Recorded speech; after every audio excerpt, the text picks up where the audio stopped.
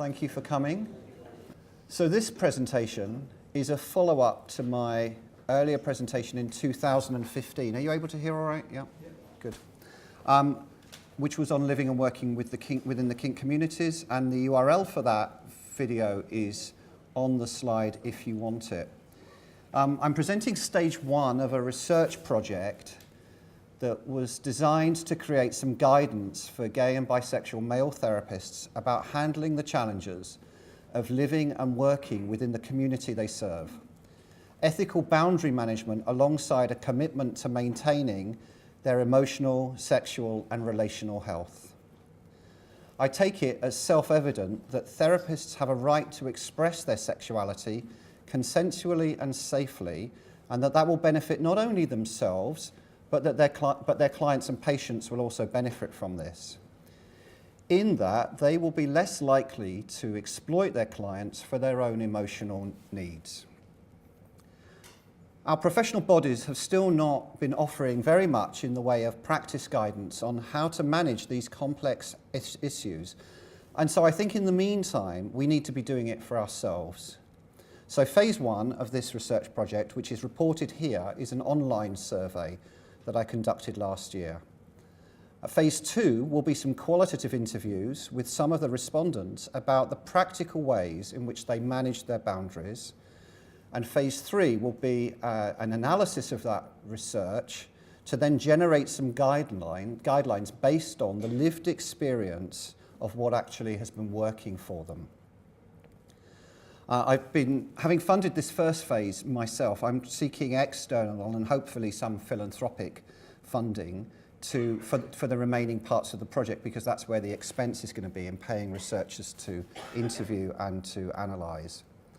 The questions have come from a working group between Lee Chislett and David Stewart of 56 Dean Street, Robert Palmer from the Burrell Street Clinic, and SurveyMonkey assistance on how to get this online from Terry Sargent, who actually named the conference Gay Mental Health, but he couldn't be at the conference, which is ironic really, isn't it?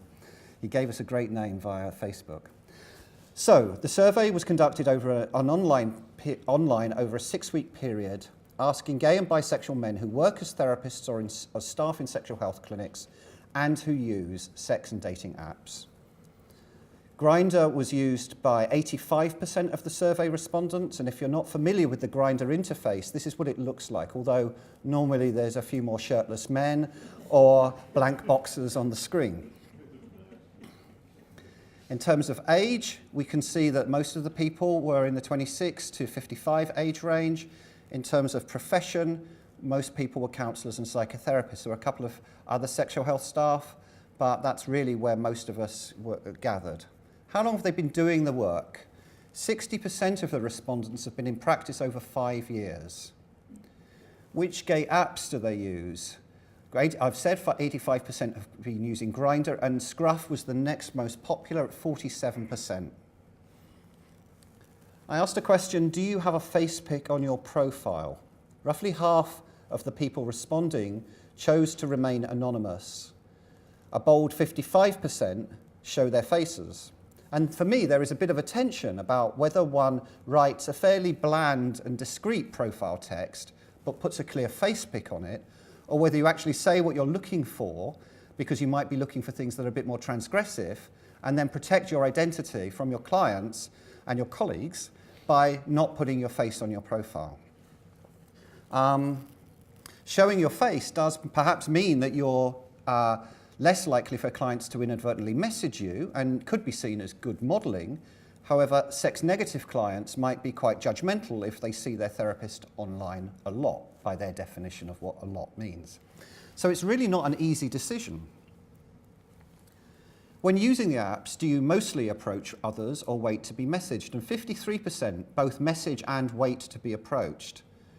A more passive approach could mean you're lowering your risks of inadvertently messaging a client and not being seen as predatory or needy.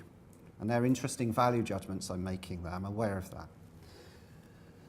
I also was interested in whether people were using the apps at work.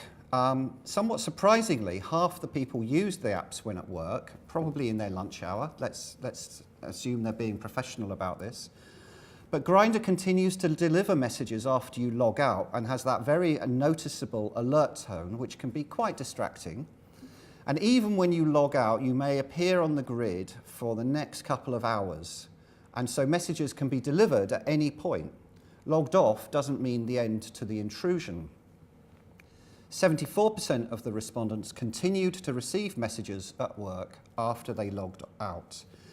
And that can be quite disruptive for concentration and focus when you're at work. So it does present a bit of a dilemma in terms of how well are we able to keep focused on our work.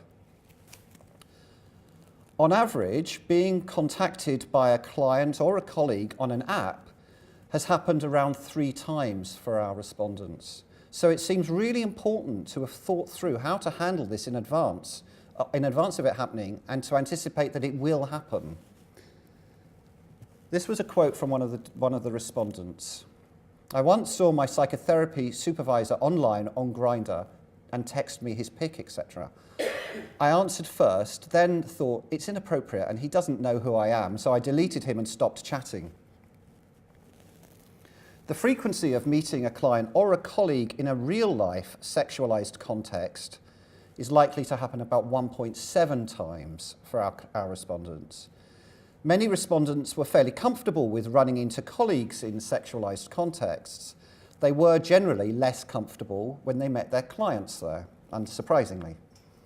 One of the people who responded said, and I think this is kind of ironic, it was reassuring to find that only one person had ever acted on their attractions when they met their client outside of work. He said, we were drunk, we snogged and had sex. Now this is a psychotherapist of between 5 and 10 years experience in the 36 to 45 age bracket.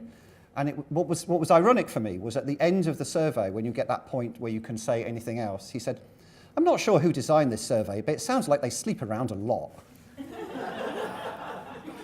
Hot kettle? So this is another quote from somebody. I'm in private practice. Colleagues refer to other queer practitioners in the field, and we go to leather events together. It's a sexualized environment, but I've never been sexual with any of them. I have also never been in a play space with a current or former client. Thankfully, I may see current or former clients at leather events I go to, if I go to local leather events, but I don't go to those play spaces. Somebody else said, choosing to let others see me as a man of both sexual integrity and pride brings some responsibility. I lead with a face pic to help my own boundaries, and so I'm not lulled into a false sense of anonymity. This quote was also interesting. If a client raises in sessions that they go to sex clubs and parties, etc., I would make sure that I had a more than a general conversation with them about what if we bumped into each other socially, to set up some kinds of boundaries and expectations. I once ran into a client in a sex bar who I had met only once for an assessment fairly recently, but didn't recognize him. He spoke to me and then reminded me who he was. This was a bit tricky. Conveniently, I was leaving for other reasons, although it didn't seem to be an issue for him. I did, on one occasion, look at an online profile, and only after looking at the thumbnail pic in full size, realized it was a current client. I brought this up in the next session. I assume they may know this from happening to look at the tracks. It didn't seem to bother them, and they remained in therapy for the whole of treatment without issues. So it's often not going to be an issue for clients, even if it might be an issue for us. And certainly some of my own experiences, clients recognize that we're also inhabiting the same spaces as them, and you can have quite a good conversation about it. If the person subsequently presented for help or treatment, did you refer them to someone else? Most people said yes, they did. One client identified me from a manhunt profile. He was surprised to see it, but it seemed to deepen our relationship. I think I was seen as more real. Someone else? It's incredibly isolating, but I do all that I can to avoid being in sexualized spaces where I may run into someone. The exception is when I coordinate fetish dance parties, but they're still fairly reserved, and I'm standoffish. I mostly end up traveling to hook up and getting my fill that way. Do you feel confident to discuss personal and professional boundary matters with your managers, supervisors or colleagues? Most people said yes, but 22% of the respondents didn't feel confident to discuss these out-of-session issues with their colleagues or supervisors. Almost 30% have never spoken about this with their supervisors. This absence of support can pose a challenge, as eroticized countertransference is an important issue to be aware of and to work with in order to keep the work safe. I worry about therapists who don't feel able to share their attractions to their clients through supervision, or the fact that they run into a client online or at a sauna, etc., and they don't have anywhere to debrief that and work out how to deal with it. I think it's quite important that we find, and I think this was a point that Doug was making yesterday, that we have supervisors that we can discuss all of ourselves with and not feel that we have to edit or manage that presentation to our supervisors. Do you feel you've been understood or offered sufficient support in managing these issues? Most people said yes, but a third felt unsupported or had insufficient support. Only 12% of people didn't feel confident at knowing how to manage the boundary issues, so that's quite good. This is an interesting quote. I've raised this with my supervisor when I've had clients whose profiles I've seen and when they've seen mine. I've raised it with the client as early as possible and discussed how they wanted to proceed. So far, all have been happy carrying on with this working. My having a profile provides confidence that they can talk about kink issues. I've agreed with the clients to block contact. We've negotiated what we do if we meet in a club, and the supervisor was made aware of this, and she's happy that we're managing the situation. That seemed to be a really good example of ethical boundary management. 3 times I found clients' profiles on apps. I've blocked them, and I've never brought it up in session. Approaching half the participants hadn't had any training in how to manage these issues, and most felt that it didn't address the implications raised by these apps. So I think this is actually quite an urgent training issue. Has navigating the boundaries negatively affected your personal life? Almost 60% of people feel that their personal life has suffered as a result of having to navigate these complex boundary issues.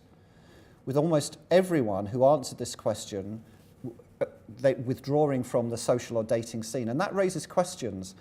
If they're withdrawing from the social and dating scene and not using these apps, how are they managing their sexual and relational needs? Where are they going to with this? Somebody said, I really enjoy working with the LGBT community, but I'm aware of the impact this has had on my personal life with regard to using apps and saunas, etc. I'm always considering moving out of this work in order to allow myself the sexual freedom I had before. And that's someone who's been working between 5 and 10 years. Somebody said, I wish there was a training session. Living in an isolated, smaller city doesn't give me a lot of choices other than hook up outside of the city. Someone else, I think working with a lot of gay men in therapy has distorted my work's views if gay men, the majority of whom do not access therapy. I have at times not allowed myself to enjoy a fuller personal life for fear of dealing with some of these issues. I'm braver and more creative now, I'm glad to say. I'm really surprised that training courses do not include training on the use of apps for both heterosexual and non-heterosexual cohorts. So many of my straight friends who are counsellors are using Tinder and other hookup apps, and they too have not received any training as part of their programs on the potential ethical dilemmas of this raises. So it's obviously not just an issue for us, it's a wider issue for the whole community. I think that mainstream training organisations are very out of touch with the realities of modern day life for therapists. Hear, hear. It's made me question if this is the right career for me, if it's going to affect my personal life to such an extent. As a single gay man, it's difficult enough meeting people. And he went on, and I have sometimes felt shame about going to saunas and sex clubs. I feel that the message is that I shouldn't. Yeah? I'm much more reserved rather than totally withdrawn from the social and dating scenes. I will not engage with any message sent from a blank or anonymous profile, as another tip, for fear if it's a client messaging or testing me. Even profiles with photos and details leave me highly restrained, as fish baiting, which is setting up a false profile in order to encourage a meeting and get stood up, is something I've experienced a few times. Or, he says, maybe I was just stood up by somebody who got cold feet. Having a peer group who's willing to listen and challenge has been really important. This is not easy. We're dealing with very complex issues, and I'm glad I have such a peer group. And I think that's another response that we could be making. If we don't feel we can talk about it in supervision, which I think we should be sorting that out, we can maybe try and set up informally a group of peers to talk about it. And my last slide, I probably manage the ethical boundary issues in the main part, by essentially withdrawing or, in large part, limiting my social interaction. There is a significant personal cost associated, and I would like to find other ethical ways of dealing with these issues. Yeah? And I'm wondering how this is for others of you here. And so we'll stop and take some questions and discussion. Thank you.